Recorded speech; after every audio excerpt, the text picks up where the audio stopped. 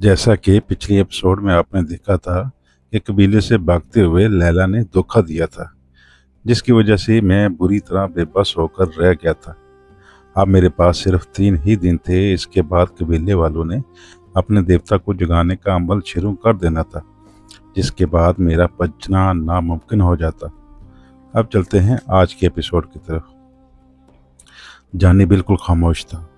जब से वो तवील नींद से जागा था, उसके बाद वो बहुत कम मौके पर ही बोला था। ऐसा लगता था जैसे मेरी उम्र बढ़ाने के लिए उसने कोई नुकसान उठाया था, जिसकी वजह से वो अभी तक रिकवर नहीं हो सका था। मैंने ये भी महसूस किया था कि किसी भी मुश्किल सूरत पर वो अब ज़्यादा मुदाखलत नहीं करता था और सिर्फ ज़रूरत हो वहाँ पर ही बोलता था। शायद वो मेरी फैसला साजी की कुव्वत बढ़ाना चाहता था। मैंने भी उसे बुलाने की कोशिश नहीं की।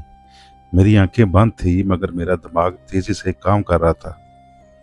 मैं हर वो तरीका इख्तियार करने के बारे में सोच रहा था जिससे मैं अपनी जान बचा सकूं।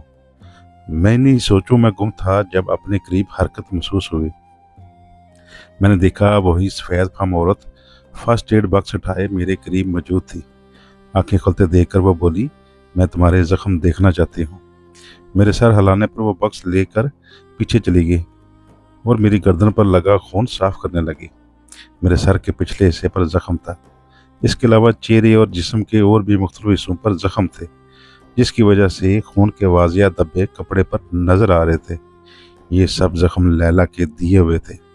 जख्म साफ करते हुए वो बिल्कुल मेरे करीब आ गई और धीमे लहजे में बोली, मेरा नाम लीजा है। तुम कौन हो और कैसे यहाँ इन जालिमों में फंस गए? मैंने उसे भी मुख्तसर अल्फाज में वही बताया जो पहले मैं कबीले वालों को बता चुका था। मेरी बात सुनकर वो बोली, बुरा महसूस मत करना, मगर तुम दिखने में बहुत उम्र रसीदा नजर आते हो। क्या ये बेहतर ना होता कि घर में आराम करते बजाय इस राह में ख्वार होने के? अब मैं इसकी बात का क्या जवाब दे सकता था, इसलिए खामोश ही रहा। सर का जख्म साफ करने के बाद उसने कमीज के अंदर हाथ डालकर मेरे सीने पर मौजूद खून को साफ करने लगे। इसके बाद जैसे ही उसके हाथ मेरे बाजुओं पर पहुंचे, वो चौंक सी गई और ज़ोर ज़ोर से मेरे बाजुओं की मछलियों को दबाने लगी, जैसे वो अपने किसी ख्याल की तस्दीक कर रही हो। मेरे चेहरे और तमाम जिस्म की जिल्द बेशक लटकी हुई थी, मगर जिल्द के नीचे तमाम मसल पत्थर की तरह सख्त और बेहतरीन शेप में थे, और इसी चीज़ ने उसे कुछ सोचने पर मजबूर कर दिया था। वो मेरे जख्म साफ करती रही और उन पर दवा लगाती रही। आखिर वो बोल ही पड़ी, तुम्हारी उम्र कितनी है?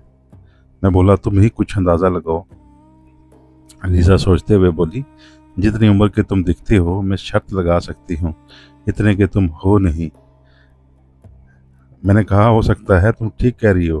फिर उसे उस मौजू से हटाने के लिए पूछा, तुम कुछ अपने बारे में बताओ।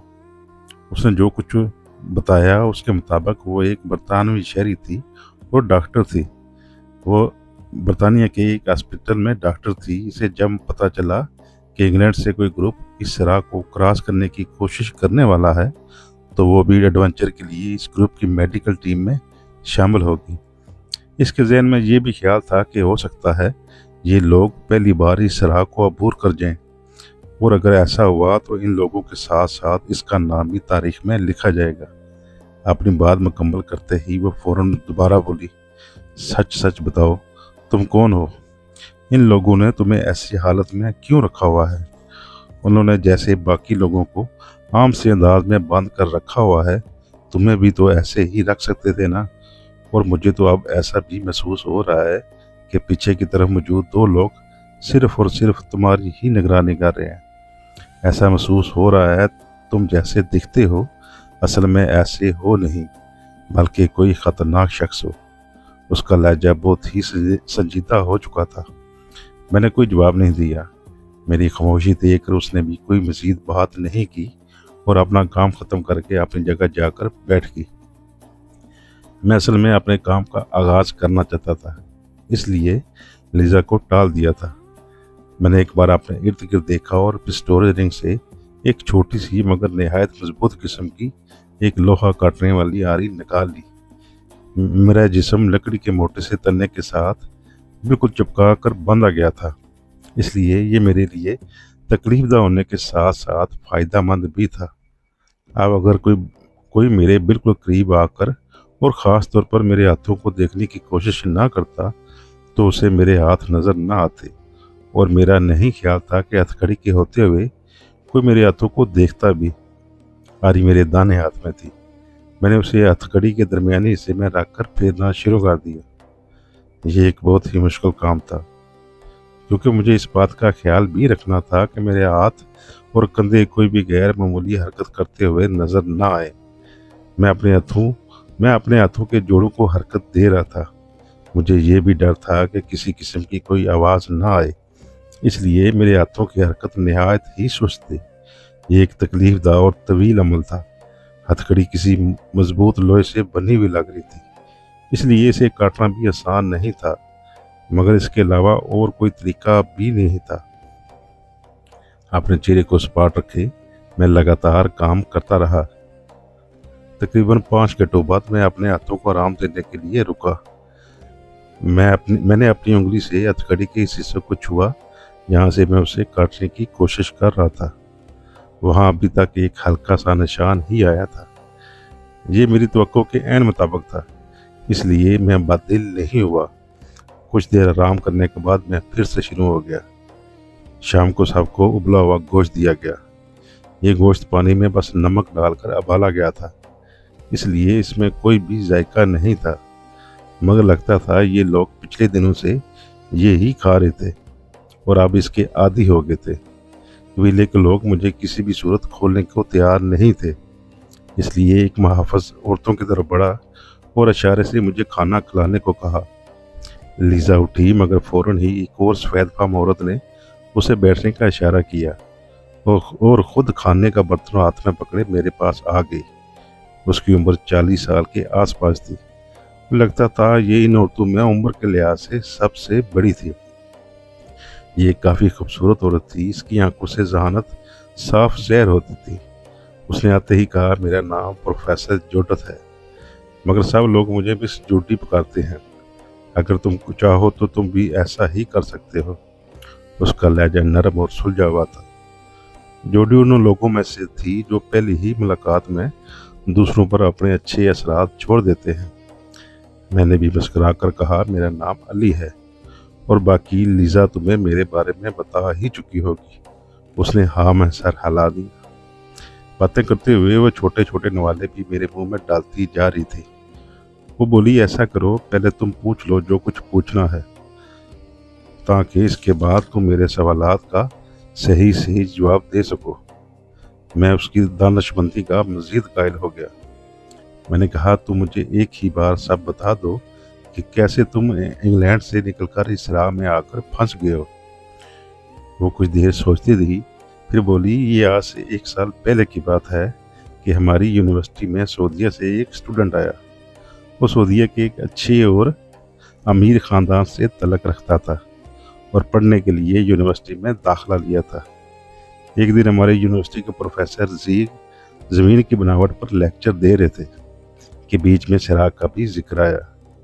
प्रोफेसर ज़ीग स्टूडेंट को शराब के मतलब बताने लगे। इस पर वो सऊदी लड़का जिसका नाम अब्दुल्ला था खड़ा हो गया और प्रोफेसर ज़ीग को कहने लगा, शराब के मतलब उसकी मालूमात प्रोफेसर से ज़्यादा हैं, क्योंकि वो खुद एक शराब के बिल्कुल किनारे आबाद एक शहर का रहने वाला है। प्रोफेसर ने खुश दिली के साथ उसे आगे आकर मज़ीद बताने का कहा। अब्दुल्ला ने सऊदीया में मौजूद शराब के बारे में बताना शुरू कर दिया, और जब उसने इस रबल खाली नमी शराब के बारे में बताना शुरू किया तो क्लास में मौजूद सब लोग हैरान रह गए। वो हैरान थे कि दुनिया में कोई ऐसा शराब भी है जिसे अभी तक कोई इंसान अबूर ना कर सका हो। बहरहाल उसी दिन से चंद स्टूडेंट्स ने सऊदीया आने और इस शराब को देखने के प्रोग्राम बनाने लगे। आहिस्ता आहिस्ता बात इसे अबूर करने तक पहुंच गई। जैसे जैसे ये बात फैलती गई, इसमें मज़ीद लोग भी शामिल होते चले गए। न जाने क्यों, लेकिन उस वक्त पूरी यूनिवर्सिटी में ही ये सबसे ज़्यादा बहस वाला मौजू था। शायद इसकी सबसे बड़ी वजह इस शराब के बारे में پھیلی ہوئی عجیب و غریب اور پراسرار کہانیاں تھیں۔ بہرحال جو بھی تھا، لیکن اس وقت ہر کوئی صرف اور صرف اسی صراع کے بارے میں ہی بات کر رہا تھا۔ یونیورسٹی کے اسٹوڈنٹس نے اپنے طور پر ہی ایک گروپ بنا لیا اور اس صراع کی طرف جانے کا پروگرام بنانے لگے۔ جب یہ بات یونیورسٹی کے ڈین تک پہنچی تو وہ سخت برہم ہوئے اور کسی کو بھی صراع میں جانے کی اجازت دینے سے انکار کر دیا۔ بہرحال مختصر یہ کہ طالب علموں کی شدید کوششوں کے بعد یونیورسٹی نے چند شرائط کے ساتھ اس کی اجازت دے دی۔ ان شرائط میں حفاظت کا معقول انتظام ہونا، میڈیکل ٹیم کا ساتھ ہونا، چند پروفیسر کا ساتھ ہونا اور کوئی اسپانسر بھی ڈھونڈنا تھا۔ یہ سب انتظام کرنے میں انہیں 1 سال لگ گیا۔ اتنا بتا کر وہ کچھ دیر کے لیے خاموش ہو گئی اور مجھے کھانا کھلانے لگی۔ کچھ دیر بعد اس نے دوبارہ بولنا شروع کر دیا۔ جو ہماری مہم کی خبریں پھیلتی گئی، تو یونیورسٹی سے باہر کے لوگ بھی اس میں شامل ہونے کے لیے تیار ہونے لگے، اور جو بھی اس سفر کے لیے ہمیں فائدہ مند لگا اسے شامل کر لیا گیا۔ ہمارے سعودیہ پہنچنے کے بعد یہاں سے بھی کئی لوگ اس قافلے میں شامل ہو گئے۔ سعودیہ کی گورنمنٹ نے بھی ہم سے مکمل تعاون کیا اور ہمارے لیے یہاں کے چند مقامی لوگوں کا بندوبست کیا گیا جو اس صراع کے بارے میں معلومات رکھتے تھے۔ اس کے علاوہ ہماری حفاظت کے لیے بھی 50 سے زیادہ سپاہی دیے گئے۔